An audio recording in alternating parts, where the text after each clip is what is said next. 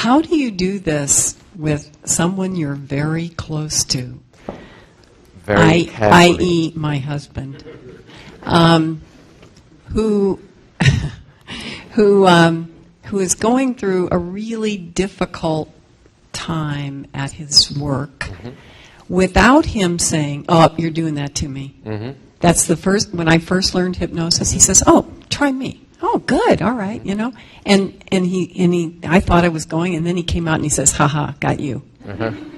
So. Okay. The simple answer to that is, first of all, and it's going to sound a bit funny, but I actually mean this, you do it very carefully.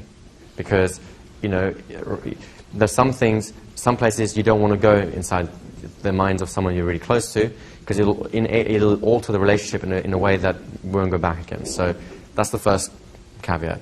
The second thing, you do it with a lot, and I mean a lot of H+. And the key thing here is, could you, someone just have a chat with me back there? Yeah, you know, things are always happening in the background, outside of your awareness. So the key thing, as far as I'm concerned, is then, you do what, was it Gary who was telling us yesterday about the phone call to his wife? Is he in the room somewhere? Or maybe he's headed off. So the gentleman is talking about calling his fiancée. There you go, Jay, that was you. So remember when Jay was talking about calling his fiancée? Now, I don't know if you did it on purpose or if it was just you were just carried away with enthusiasm of a big H+. I suspect it was the latter rather than the former. And that's the second thing you do. You get into this real H+, the sense of like, I really want to help, and that desire. It's not like, I want to show you how clever I am. It's not like, I want to fix you. It's like, I want to do something really, which is going to be great for you. The attitude that goes with that as well, I think, personally, and you get to choose of whether you take this on board or not, is, I don't expect anything from you.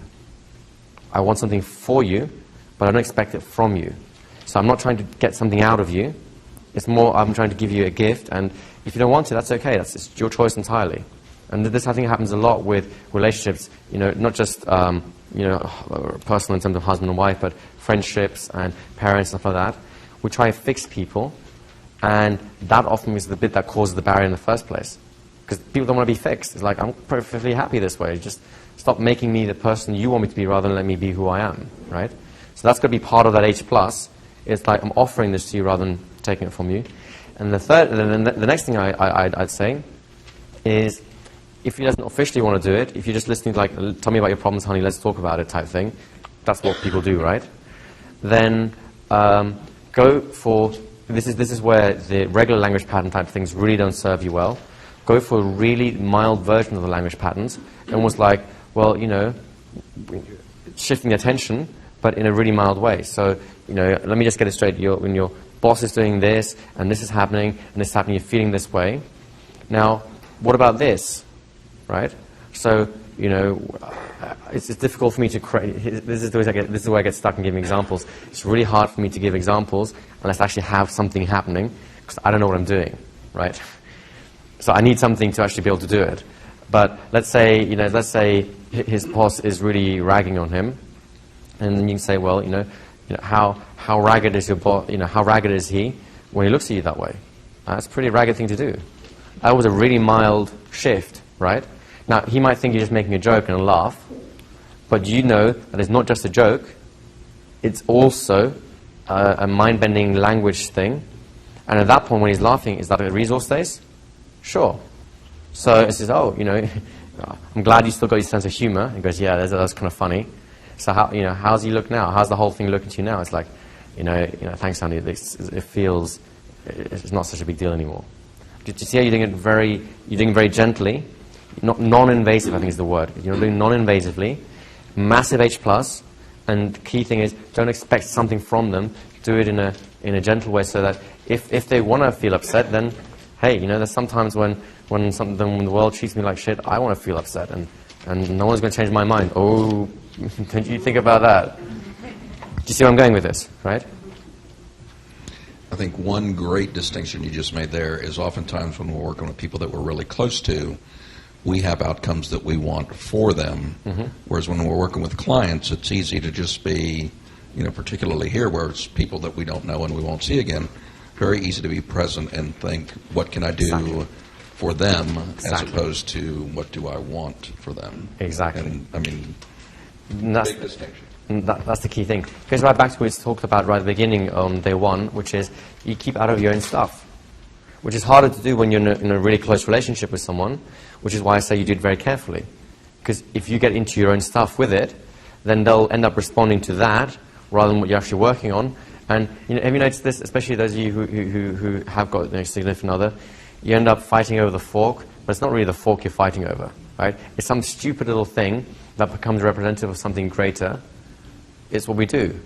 So if you end up fighting over forks because of something bigger, when something bigger happens, then how much more potential for that is there? So this is why I say you do it very, very carefully.